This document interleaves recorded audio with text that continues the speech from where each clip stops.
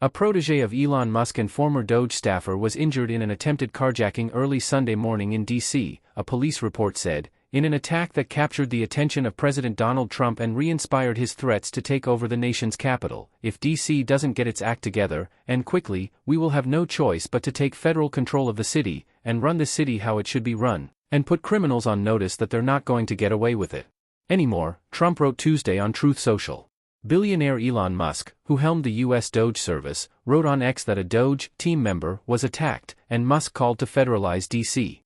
A police report identified the victim as Edward Corey Stein, who is also known by the nickname Big Balls. Trump's Truth Social post was accompanied by an image of a young person smeared in blood, sitting shirtless on the ground. D.C. police have arrested a 15-year-old boy and girl from Maryland and charged them with unarmed carjacking, the department said in a news release. Two people familiar with the details of the case, who spoke on the condition of anonymity because they were not authorized to speak publicly, said the suspects are being held at the city's youth detention center. The attack is the latest seemingly random assault on a federal staffer in Washington, intensifying scrutiny of the nation's capital from Congress and the White House. In June, 21-year-old congressional intern Eric Tarpinian-Jacome was killed in crossfire near the district's convention center. He was a rising senior at the University of Massachusetts at Amherst, working for Republican Representative Ron Estes of Kansas. No one has been charged in his death. Trump and a Republican Congress have cast the Democratic-led Capitol as a place ruined by liberal policies. The office of Mayor Muriel E. Bowser, D., declined to comment Tuesday.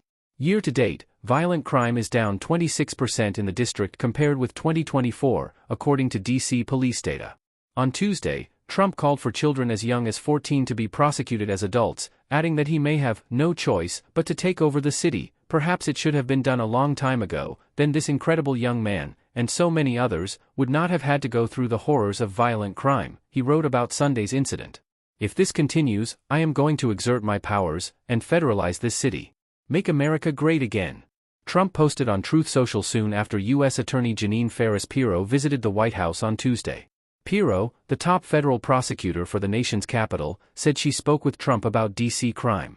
In a video posted to her X account, she said, "Our job is to get guns off the street, drugs off the street, take care of those individuals who are threatening, carjacking other people and make this city safe and clean again. That's just what we're going to do. And if you don't buy into it, you're going to have to deal with us." Tim Lauer, a spokesperson for Pirro, declined to comment on the Corey Stein case, saying it was not handled by the U.S. Attorney's Office. Lauer also declined to confirm whether Pirro had flagged the case to Trump during their Tuesday meeting. Under D.C. law, the Attorney General's office prosecutes most juvenile crime. The U.S. Attorney for D.C., the federal prosecutor in charge of most adult criminal cases in the district, has the power to charge 16- and 17-year-olds as adults if they are accused of certain violent crimes, including murder, rape, armed robbery, and burglary. D.C. Attorney General Brian Schwalb, D., said he could not comment on specific cases but called the incident disturbing. No one who lives in, works in, or visits D.C. should experience this. It is horrific and disturbing, he said in a statement. I cannot comment on specific cases, but know that when the Metropolitan Police Department brings us cases with sufficient evidence of juveniles who have broken the law and hurt people, we will prosecute them and ensure they face consequences for their actions.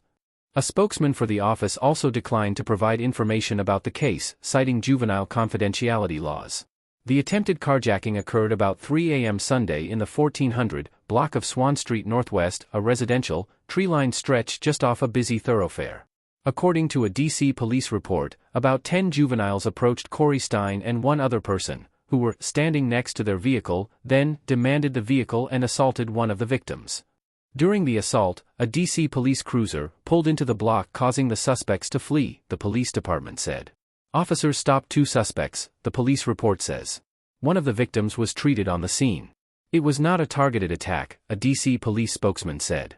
Earlier this year, Corey Stein moved into new roles as a senior advisor at the State and Homeland Security Departments, raising concerns among some diplomats and others about his potential access to sensitive information and the growing reach of his tech billionaire boss into America's diplomatic apparatus.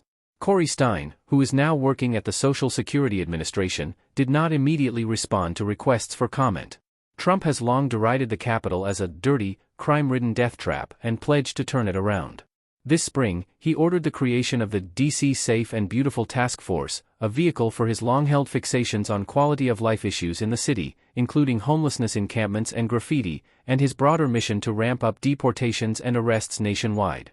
Trump said during a campaign speech last year, "We will take over the horribly run capital of our nation in Washington, D.C., and clean it up, renovate it and rebuild our capital city so there is no longer a nightmare of murder and crime."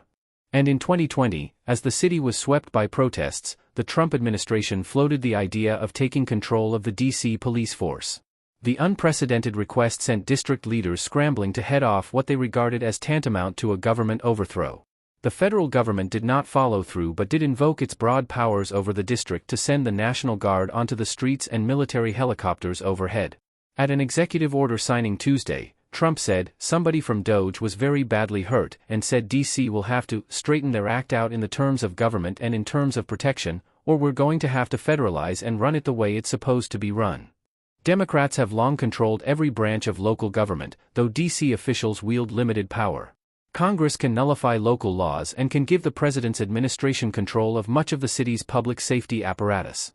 DC won limited self-government in 1973 when Congress passed the Home Rule Act, giving residents the power to elect their own mayor and city council. The D.C. Police Union on Tuesday pointed to a handful of D.C. council members, Charles Allen, D. Ward 6, Brienne K. Inato, D. Ward 1, and Janice Lewis George, D. Ward 4, as radicals, to blame for Trump's threats of a federal takeover. This situation could have been easily avoided, the union wrote on X, criticizing the council members' support of a package of policing overhauls they passed in 2020.